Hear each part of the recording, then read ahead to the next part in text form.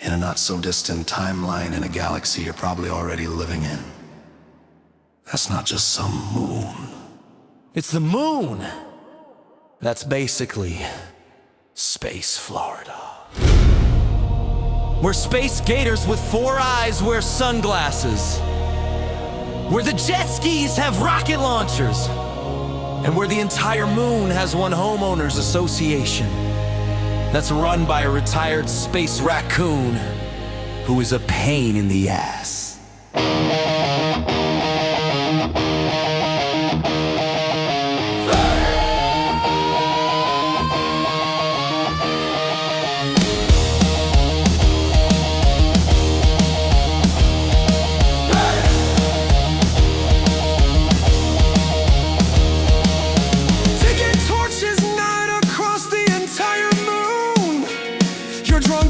Fights the homeowners association, space raccoon. Running space gators across the cosmic sky. Space Florida man doesn't need a why. The space gators raise their claws, let the rockets ignite. Cause the only laws here are party and fight. The moon, that's basically space Florida.